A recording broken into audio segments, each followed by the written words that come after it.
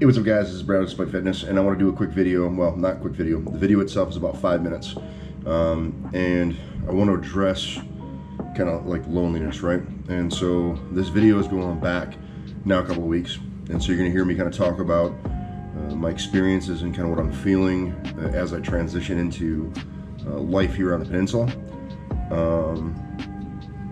So you'll hear all about that. I want to address it because I think it's important. I think there's probably lots of people who feel very similar to me, not necessarily just you know, any one pay grade. I think that, you know, if you're a human being, you fall subject to the types of feelings and stuff that I've felt. And so I guess more than anything, I want to do this because if there's any other soldiers that are out there that are feeling similar types of a feeling, whether you're here or you're somewhere else, I want you to see kind of me talking about it and just getting it out there, you know, putting it out, trying to kind of handle it in a healthy manner, versus any other alternative. So check it out, and I'll see you on the other side. You know,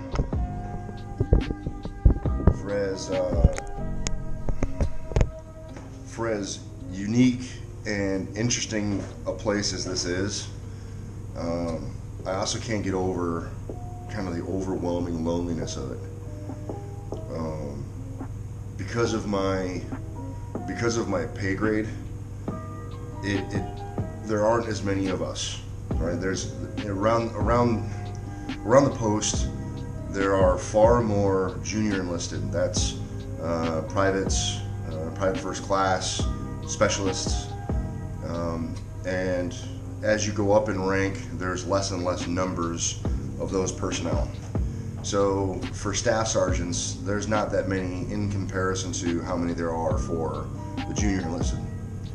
And within the Army, there's a rule called fraternization, right? And basically it means that soldiers of senior rank will not hang out with or associate with soldiers of junior rank. And so what I found is that while I'm here, you know, everyone just kind of turns their head from me, because most of the kids are junior enlisted, and, you know, I guess maybe seeing a staff sergeant intimidating, I don't know, but like, so no one really talks to me or dialogues with me throughout the duty day. And then on the weekends or in the evenings, this is it. Right here, like this is it. The room's a mess, but it's just me in my room, just hanging out, right? Like, it's just, you know, the greatest amount of socialization that I get is when I go to the gym and there's other people around, you know, like, that's pretty much it. And so I've been trying to cope with that over the last like week or so, just trying to deal with the loneliness of it. Because at least when I was in processing, I was coming in with a bunch of other people who were all kind of experiencing the same thing and in the same boat. And so because we were kind of all integrating and getting in processed to Korea, we were all kind of going through the same thing, so it made kind of bonding a little bit easier. But most of the people that I'm interacting with, they've already been here, right? So like, they're used to like kind of the flow of things. They already kind of have their patterns established. And so trying to kind of establish my own self, establish patterns and friendships, like, it's a little bit difficult right now. There's maybe one or two people that I see, that I talk to, I recognize, you know, but it's really just in passing. So that I see as kind of an immediate struggle of, you know, trying to get past just how freaking lonely it is. And it's hard too, because, you know, I want to be able to reach back to my family. I want to be able to reach back to my family and talk to, you know, my wife, my kids, all that stuff, you know, but really the best times for me to talk to them are when I kind of just after I first wake up, or right when I'm ready to go to bed. It's hard for me to call during the middle of the day because obviously I'm usually pretty busy, except for here on the weekends. But here I am doing nothing, where at home it might be very chaotic. And, you know, the wife dealing with 4 kids, trying to get everything organized and, you know, move everybody in the same direction, keep the house clean, all that stuff. So here I am doing absolutely nothing, with nothing but time on my hands, and I try to reach back to them, and it's chaotic.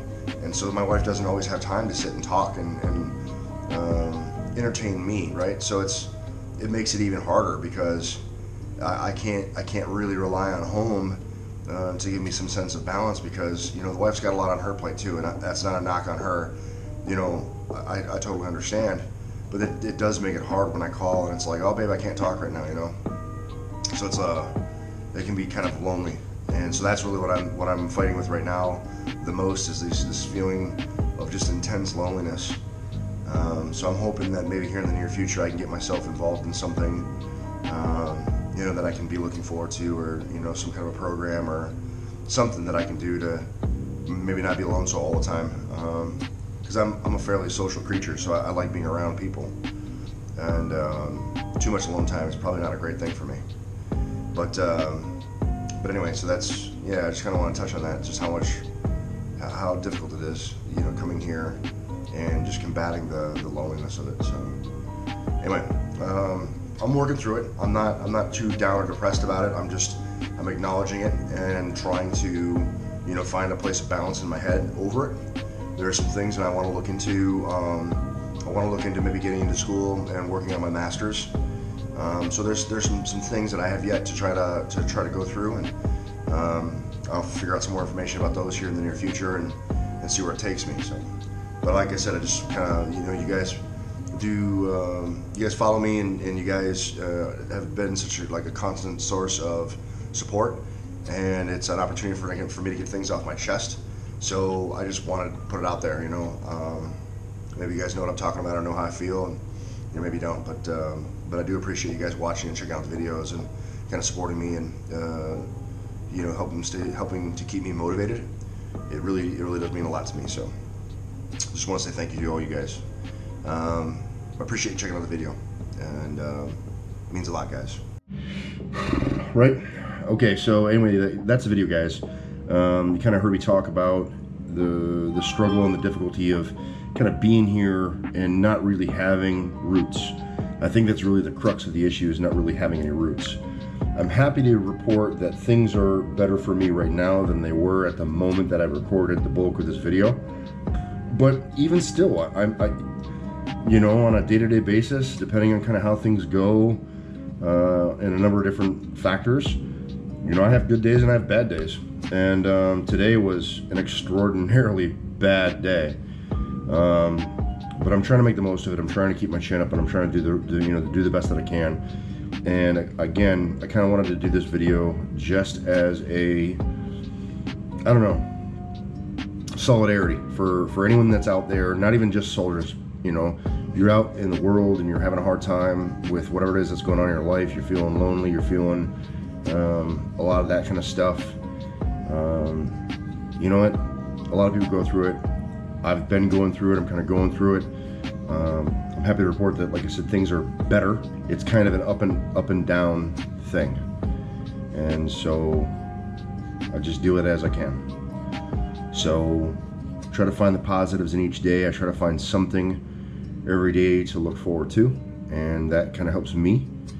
And just try to do what I can. You know, I have this tattoo on my arm. The handwriting is my dad's, and it is the Serenity Prayer. I'm not religious, and no, I was never in Alcoholics Anonymous. But for me, it signifies kind of knowing what you can control and knowing what you can't. And there are certain things about life that are just well outside our control, and there's a lot of things that are inside our control. And so if you are in a position in your life where you're feeling kind of maybe similar to how I've been feeling, you just got to find what it is that you do have control over, and you know, and do something, a small change, a small impact, a small decision, and then build it out. You know, just build it out.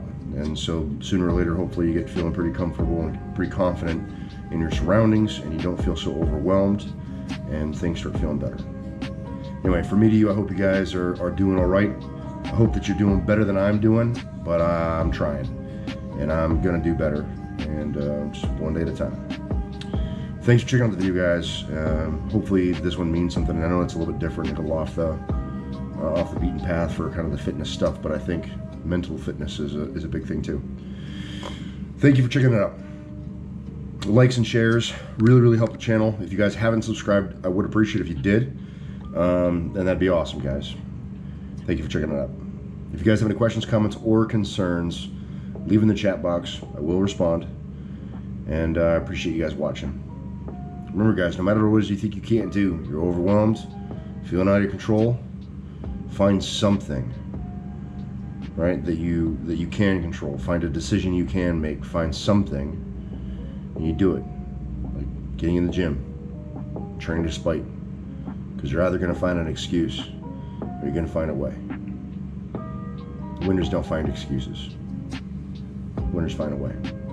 You know what? We're going to be winners. Because it's a decision. Thanks for checking it out, guys. We'll see you in the next one.